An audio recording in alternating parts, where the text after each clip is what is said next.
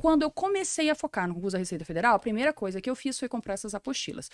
Eu estudei por elas durante um tempo, passei alguns meses perdendo tempo, eu percebi que elas não iam me dar condições de ser aprovada no cargo pelo simples fato que eu não estava entendendo o que eu estava lendo. Você ficava só lendo ali. Eu lia e eu tentava responder as questões e algumas coisas eu não entendia. Cheguei na contabilidade, por exemplo, né? Aí quando eu entrei naquela parte que o débito é crédito, o crédito é débito, que não sei o quê.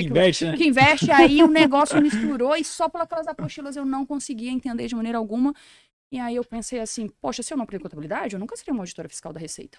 Aí foi aí que eu comecei a me coçar para olhar para outros materiais, né? Aí eu fui deixando as apostilas de lado e fui buscando outras fontes de estudos. Fui descobrindo outras fontes de estudos, né? E aí fui descobrindo e com isso fui conseguindo ter acesso a materiais de maior qualidade e fui realmente conseguindo me desenrolar nos estudos. Um grande diferencial nessa fase foi ter achado o Fórum Concurseiros, né, que ainda existe hoje, apesar do pessoal hoje já não ser mais de fóruns, ele ainda existe. E lá no fórum eu catei muita dica boa, né, de professor, de material, de site. Por quê? Com exceção desse único episódio onde eu fui estudar para o INSS durante 40 dias, que eu fui no cursinho fundo de quintal, nunca mais na minha vida eu pisei os pés de um cursinho presencial.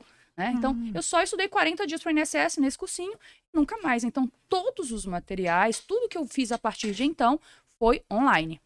E aí fui descobrindo pelo fórum, aí cheguei a vários outros cursinhos, mais cursinhos online, né? Dentre eles o Estratégia Concursos, né? Que o Estratégia Concursos inaugurou um ano antes de eu ser aprovada, então o último terço da minha aprovação, né? Do meu estudo foi pelo material do Estratégia Concursos.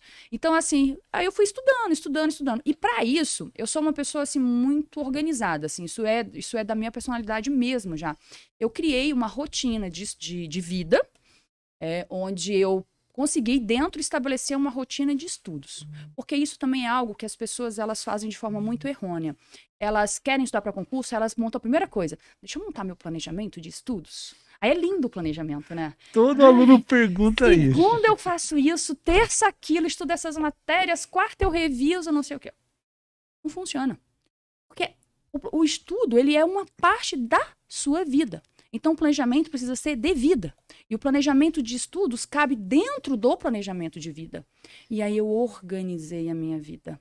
Organizei a ponto de tentar colocar sob controle tudo que era controlável. Por exemplo, da plena quarta-feira acabar o leite das crianças, isso é incontrolável? Claro que não. Isso pode estar completamente organizado para isso nunca acontecer. Sim. Então, assim, comecei de fato a organizar a minha rotina para que o meu dia ele transcorresse de forma que o tempo que eu teria que estudar ele estivesse de fato livre para o estudo. Não tivesse coisas de fora se sobrepondo e atrapalhando.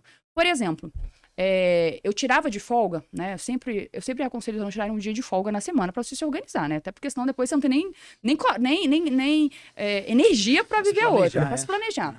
Normalmente eu tirava meu dia de folga era o sábado. Por quê? Porque sábado as coisas estão abertas, a vida funciona, normal. Então eu resolvia a vida no sábado.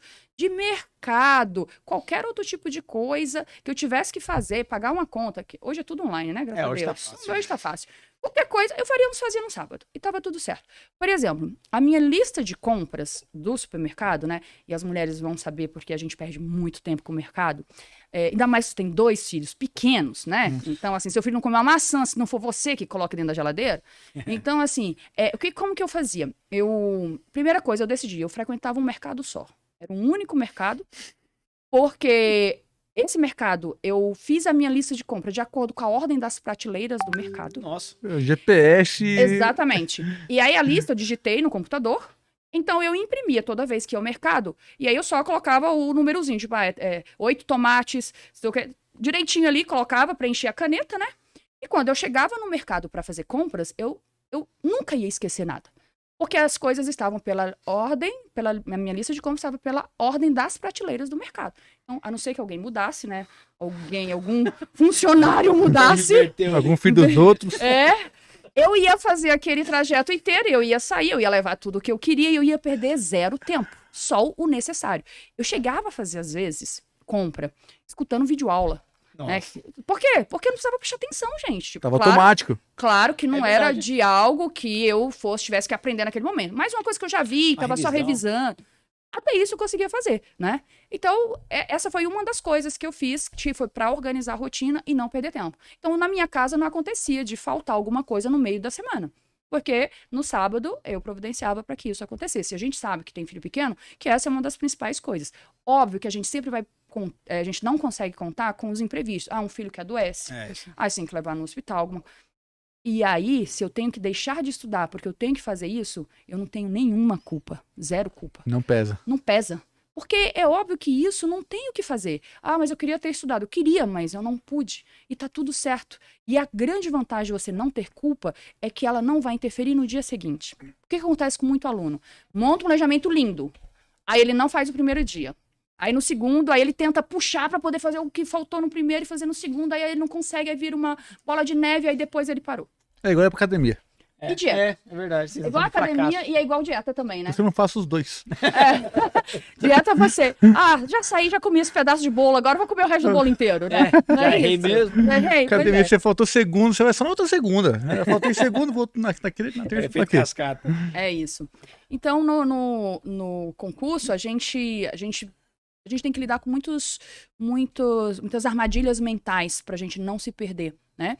E a constância, ela é uma delas. Porque quando você tá estudando de forma constante, você não quer quebrar aquilo. E às vezes, você tem que colocar na cabeça que o constante não é, no meu planejamento eu estudo 4 horas todos os dias. E aí você estudou 4 horas todos os dias. Ótimo, parabéns pra você, que ótimo. Mas às vezes, teve um dia que você estudou 45 minutos. E tá bom, porque foi o que deu. E ter essa consciência de que a gente não é uma máquina, que a gente que o que importa é a gente estar fazendo o máximo que a gente pode, isso é muito bom pro psicológico. Porque você acredita de verdade naquilo que você está investindo. Não tem uma frase do Pequeno Príncipe que diz assim, o valor que tu deste à tua rosa foi o tempo que tu gastaste com ela, né? É algo mais ou menos assim, eu não lembro porque faz tempo que eu li, né, gente? Mas é isso, é aquilo que você gasta tempo, que você valoriza, que você tá se esforçando, que você, de fato, acha que vale a pena, né? E quando você tá estudando de forma constante, isso é muito bom pro seu psicológico. Porque mesmo que você num dia não faça o que você queria fazer, você sabe que você estava fazendo o seu melhor. Sabe por quê? Porque você não deixou de estudar, porque você ficou zapeando no Instagram, porque você foi assistir um capítulo da sua série e não aguentou assistir os 5, né? Não foi. Foi por uma coisa que, de fato, naquele momento, estava te empatando. Você está fortalecendo a identidade mesmo, né? Como ser humano. Porque tem gente, a gente estava até comentando isso esses dias, que às vezes o fracasso também vicia. A pessoa fica tão sempre se sabotando e procrastinando que ela fica viciada naquilo. Só que o contrário também acontece. A pessoa ela fortalece aquela identidade que vai cumprir a meta, ou pelo menos fazer aquilo que for possível, né?